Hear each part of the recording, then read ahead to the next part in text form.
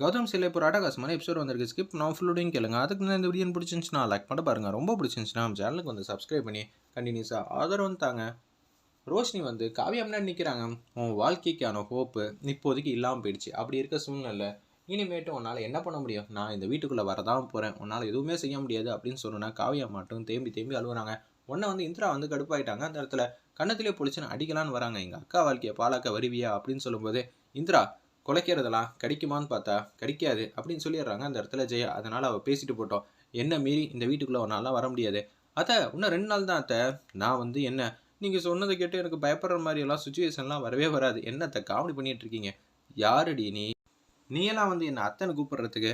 ஆமாம், கதிரோட வருங்கால மனைவி. ப்ரெசென்ட்லேயே வந்து நான் தான் மனைவி, அதுவே விஷயம். இருந்தாலும் வந்து கதிரோட மனைவியாக இருக்கும்போது நான் உங்களை அத்தன் தானே கூப்பிட்டாகணும். மற்றவங்கள மாதிரி பயந்துக்கிட்டு உங்கள் பேச்செல்லாம் கேட்டுக்கிட்டு பம்மிக்கிட்டுலாம் இருக்க மாட்டேன். உங்களை அழ வச்சுட்டு இந்த வீட்டுக்குள்ளே வந்து காட்டுறேன். மூலையில் உட்காந்துக்கணும் நாளாக இந்த வீட்டுக்குள்ளே வந்தா அப்படின்னு சொல்லும்போது கௌதம் வந்து ஏறி அடிக்கலான்னு வராங்க. கௌதம் பேசாமல் இரு, நான் தான் பேசிகிட்டு இருக்கல. உன்னை கழுத்தை பிடிச்சி துரத்துறதுக்கு எனக்கு ஒரு நொடி கூட ஆகாது. அப்படியே அத்தை, எப்போ அதெல்லாம் செய்ய போகிறீங்க? நான்லாம் வீட்டுக்கு வந்தேன்னா நீ ஜெயா வந்து ஒரு வாட்டி தானே பார்த்துருக்க. நான் உன்னை விட 10 மடங்கு ஜெயா இருப்பேன்.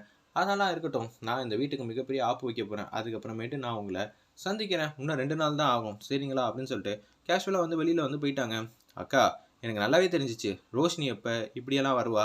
இதுக்கு பின்னாடி யாரோ இருக்காங்க. ஆமாம், ரோஷினி இந்த வீட்டுக்கு வந்திருக்கானா நிச்சயம் காரணம் கதிர் தான். இன்னமும் அவகிட்ட வந்து பேசிட்டு தான் இருக்கியா அப்படின்னு சொல்லி அடிக்கலான்னு வராங்க. அப்போன்னு பார்த்து கதிர் வந்து அடி வாங்கலான்னு இருக்கிறப்ப நம்ம ராகினி வந்து தடுத்துடுறாங்க. அம்மா, இது எல்லாத்துக்கும் காரணம் நான் இல்லைம்மா, இந்திரா தான் அப்படின்னு சொல்லி என்ன நடந்தாலும் இந்திரா தான். சாம்பாரில் அதிகமாக உப்பு போட்டாலும் அதுக்கும் காரணம் இந்திராங்கிற மாதிரி அந்த இடத்துல சொல்கிறாங்க. நம்ம கதிர் இது எல்லாத்தையும் வந்து ஜெயா வந்து நம்புகிறாங்க. ரொம்ப அதிசயமாக இருந்துச்சுன்னே சொல்லலாம் இந்த சீன்லாம் பார்க்குறதுக்கு. ஒன்று, இந்திரா நீ தானே காரணம், கண்டிப்பாக தெரியும்டி. நீ எங்கேயோ வந்து சத்தம் போடாமல் வெளியில் வந்து போயிட்டே இருக்க. ராகினியோட திட்டம் போட்டு என்ன கௌதம் அசிங்கப்படுத்தலான் இருந்த மாதிரி இப்போ இவனையும் உட்காந்து அசிங்கப்படுத்தணும் பார்க்குறியா கதிரை அப்படின்னு வந்து கேளுமா, நல்லா கேளுமான்னு சொல்லி கதிர் வந்து உசுப்பத்தி விட்டோன்னா இது எல்லாத்தையும் வந்து ஜெயா வந்து கேட்குறாங்க. நீங்கள் என்னை நம்பவே மாட்டிங்களா? உங்கள் நம்பிக்கையை சம்பாதிக்கிறதுக்கு நான் ஏகப்பட்ட வாட்டி போராடி இருக்கேன். உங்களுக்கே நல்லா தெரியும் இந்த குடும்பத்துக்காக நான் மல்லு கட்டிக்கிட்டு இருக்கேன். ஒவ்வொரு பிரச்சனையாக வந்து ராகினி வந்து இழுத்து விட்டுக்கிட்டே இருக்கா. கௌதமை காப்பாற்றினதுனா தான், இந்த வீட்டில் எல்லா விஷயம் செய்கிறதுனா தான். ஆனால் என்ன நம்ப மாட்டேங்கிறீங்க? கேவலம் ராகினி கதிரின்னு நம்புறீங்க. அவங்க 2 பேரும் இந்த குடும்பத்துக்காக என்னென்னலாம் செய்ய போகிறாங்க, இன்னும் என்னெல்லாம் செய்வாங்க, யாரோட கூட்டணி போட்டிருக்காங்கன்னு எல்லாமே தெரியும். என்னடா நேரில் பார்த்த மாதிரி தெரியுது? ஆமாம், அவளுக்கு எல்லாமே தெரியும். நம்ம 2 பேருக்கு பின்னாடி ஜேபி இருக்காங்கன்னு கூட தெரியுங்கிற மாதிரி அந்த இடத்துல வந்து கதிர் வந்து ராகினிகிட்ட வந்து சொல்லிடுறாங்க. அப்போனா இதுக்கு வந்து சீக்கிரம் வந்து ஏதாவது ஒரு முடிவு கட்டி ஆகணுங்கிற மாதிரி ராகினி வந்து கேவலமாக நினச்சிக்கிட்டு இருக்காங்க. ஆமாண்டி, நான் தான் இந்த குடும்பத்தை வந்து பழி வாங்கணும்னு நினைக்கிறேன். சொல்லு இந்திரா, உன்னை விடையா நான் பழி வாங்கணும்னு நினைக்க போகிறேன் அப்படின்னு சொல்லி கதிர் வந்து சொல்கிறாங்க அந்த இடத்துல.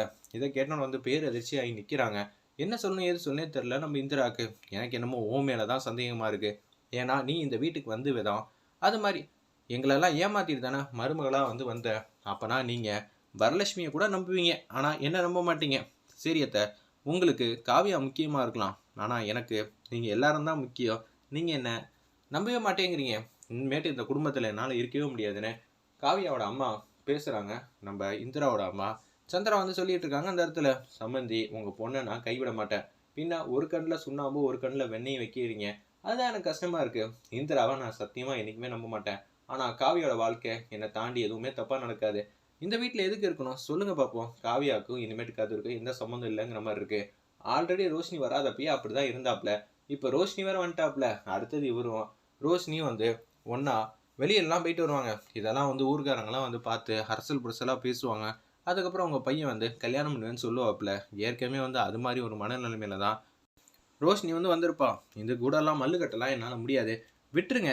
நீங்கள் மட்டும் உங்கள் குடும்பத்தோட என்ன முடிவு வேணால் எடுத்துக்கங்க அப்படின்னு சொல்லும்போது என்ன நம்ப மாட்டீங்களா அப்படின்னு சொல்லிடுறாங்க. நீங்கள் வேறு பிரச்சனை மேலே பிரச்சனை பண்ணாதீங்க.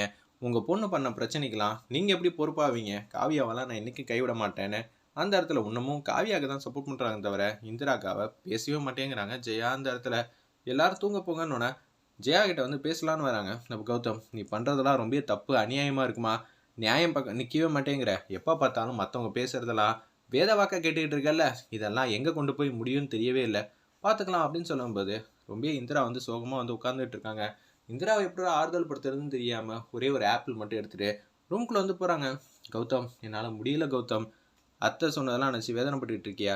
சேச்சே இல்லை, நான் வந்து அக்காவோட குழந்தைய வந்து காப்பாற்றணும், எங்கே இருக்குன்னு தெரிலல, அதான் யோசிச்சுட்டு இருக்கேன். எப்படி இந்திரா நான் ஸ்டாப்பாக வந்து கவலைப்படுறதுக்குன்னு ஒரு விஷயத்த கொண்டு வந்துக்கிட்டே இருக்கியே, கொஞ்சமாவது பிரேக்குன்னு இடைவேளைன்னு வச்சுக்க இந்திரா, என்னால் முடியல இந்திரா அப்படின்னு சொல்லி பர்ஃபார்ம் பண்ண ஆரம்பிச்சிட்டாங்க. அந்த இடத்துல நம்ம கௌதம், என்னடா கிண்டல் பண்ணுறியா, பின்ன ஆவுன்னா கவலைப்பட்டுக்கிட்டே இருக்க, கொஞ்சமாவது சிரிப்பு சந்தோஷம்னு ஏதாவது மாறி மாறி இருக்கணும்.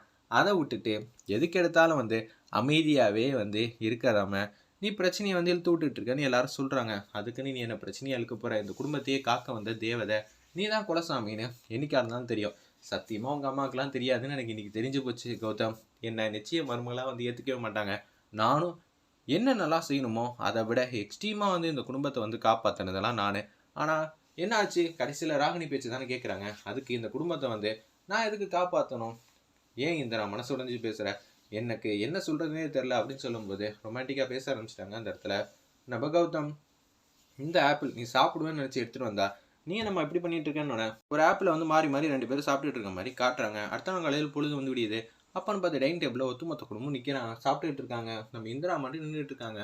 கதிர் வந்து பிஸ்னஸ் சமாச்சாரம் பற்றி பேசலான்னு இருக்கிறாங்க. நம்ம கௌதமுக்கு அகேன்ஸ்டாக பிஸ்னஸை பற்றி யாரும் எதுவும் பேசக்கூடாது, சாப்பிடும்போது நிம்மதி சந்தோஷம் தான் இருக்கும், சரியா, சாப்பிட்டு முடிச்சதுக்கப்புறம் தான் பேசணும், சும்மா தேவையெல்லாம் பிரச்சனை பண்ணிகிட்டு இருக்காத கதிர், அவளை தான் சொல்ல முடியும்னோடனே நம்மளோட கம்பெனியோட ஷேர்லாம் என்ன ஆகுதுன்னு தெரியுமாமா அப்படின்னு சொல்கிறாங்க.